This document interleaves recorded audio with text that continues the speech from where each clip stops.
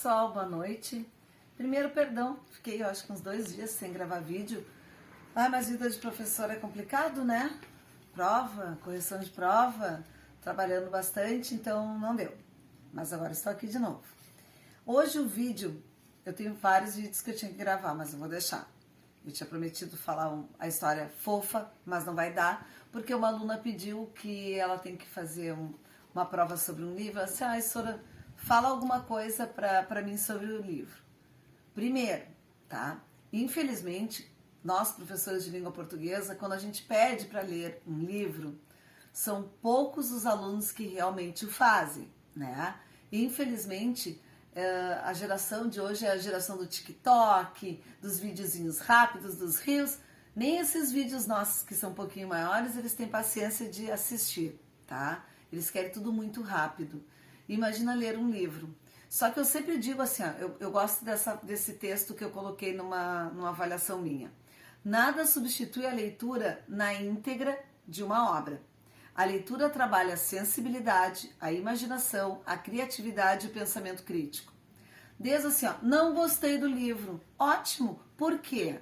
A partir do momento que eu vou argumentar por que eu não gostei, eu já estou desenvolvendo meu senso crítico. Então assim, não tem desculpa, não vou ler porque eu não gosto. Não, você vai ler mesmo não gostando para me dizer por que não gosta. Porque a partir do momento que você consegue se expressar e dizer para mim, através de uma comunicação, por que você não gosta, você já está desenvolvendo o senso crítico. Então esse é o importante, né? Outra coisa assim, quando a gente lê um livro, a gente viaja no livro. Os livros, eles são interessantes porque eles precisam aguçar a nossa imaginação. Então assim, eles detalham tudo no mínimo. Parece que a gente está sentindo o cheiro que eles falam. Parece que a gente está sentindo as dores que eles falam. Tudo a gente vivencia, a gente viaja junto no livro. E A Volta ao Mundo em 80 Dias, ela é maravilhosa. Júlio Verne já escreveu primeiro 20 mil léguas submarinas, e agora, com A Volta ao Mundo em 80 Dias, ele retrata assim, cada local que ele passa como se nós estivéssemos fazendo a viagem junto com ele.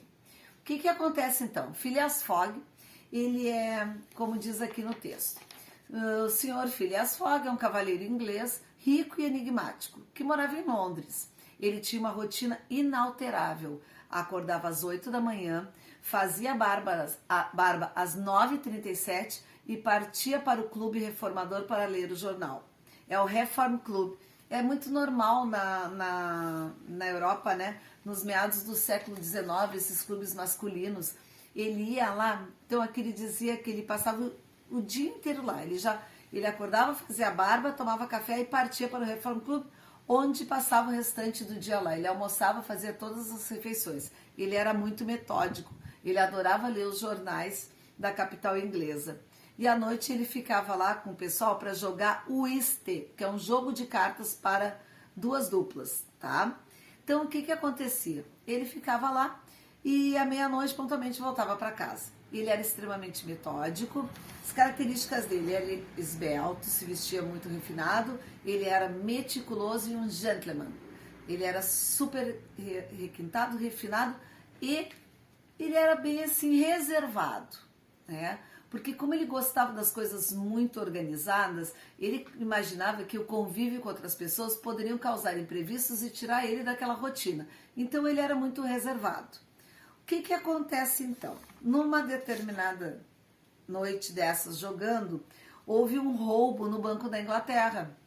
E aí, eu vou ler para vocês o trecho aqui. Eis que surge o assunto novo. O roubo acontecido no Banco da Inglaterra dias atrás. O ladrão havia levado 55 mil libras da casa bancária e fugira sem deixar traços. Sentados à mesa, os jogadores especulam a respeito do paradeiro do ladrão.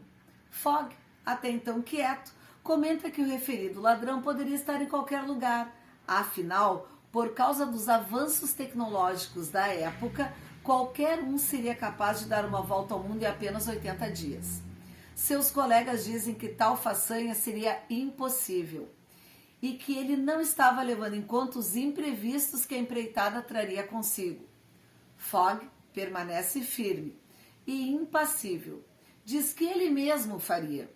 Travam então uma aposta de 20 mil libras, deve ser libras, e o destemido cavalheiro decide partir imediatamente. Estaria de volta no dia 21 de dezembro de 1872. Ele não vai sozinho nessa viagem. Ele leva o Jean Passepartout, criado francês, recém-contratado por Phileas Fogg, que o acompanha em sua volta ao mundo. Ele começa a viagem. Eu vou ler para vocês uma parte. Detalhe, né, gente? Eu não vou contar todo o livro, porque vocês vão ler. Eu vou contar alguns trechos para vocês ficarem curiosos. Eu fiz essa peça de teatro no ano literário, não lembro se foi ano passado ou retrasado, e foi maravilhoso os alunos interpretando cada localidade. Foi um teatro de sombras até, eu acho. Foi lindo demais, porque o livro ele é gostoso de ler, porque a gente viaja junto pelos países. Uma parte que eu gostei foi quando ele chega em Calcutá. Um guia é encontrado para levá-los selva adentro até alcançar outra parte da ferrovia. No caminho, presenciam um estranho ritual nativo que lhes dá calafrios. Uma bela mulher era carregada para ser queimada viva junto ao corpo do marido, já morto. Tinham o costume de que, se o marido morresse, a mulher deveria morrer junto. João, se pega a moda aqui. Fogg, incrédulo, não podia acreditar em tal façanha. Como estava algumas horas adiantado no seu intento, decide dar meia volta e resgatar a moça. Passepartout finge que é o cadáver e entra no caixão. Na hora do ritual, levanta do seu leito fúnebre e carrega a donzela nos braços, provocando arrepios nos que assistiu à cerimônia. Assim, eles resgatam a moça, Aouda, o nome, e conseguem fugir. Essa parte eu acho muito interessante, porque olha só, a gente começa a analisar os costumes, né? Será que era real isso? Aí a gente fica curioso, já vai pesquisar para ver se é real ou não. Não sei. Vamos lá, vamos despertar a curiosidade. O que acontece então? Lembra que lá no começo os amigos duvidaram que conseguisse fazer a volta ao mundo em 80 dias em função dos imprevistos. E são muitos. Pensem que tudo pode dar errado e pode dar e acontece.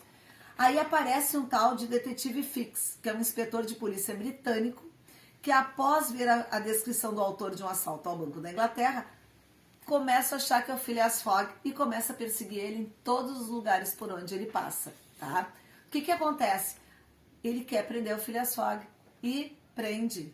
Tá, mas e aí? E se prende, o que acontece? Ele não vai conseguir dar a volta, porque ele fez a volta totalmente cronometradinha, bonitinha.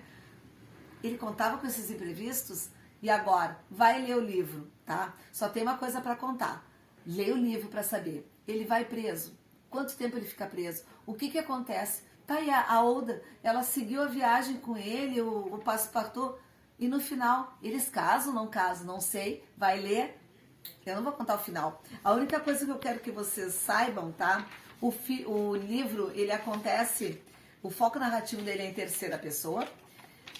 O narrador é onisciente. O narrador onisciente é aquele que sabe de tudo, até o pensamento das pessoas. Ele participa da história, ele sabe de tudo, ele lê o pensamento, ele sabe o que vai acontecer.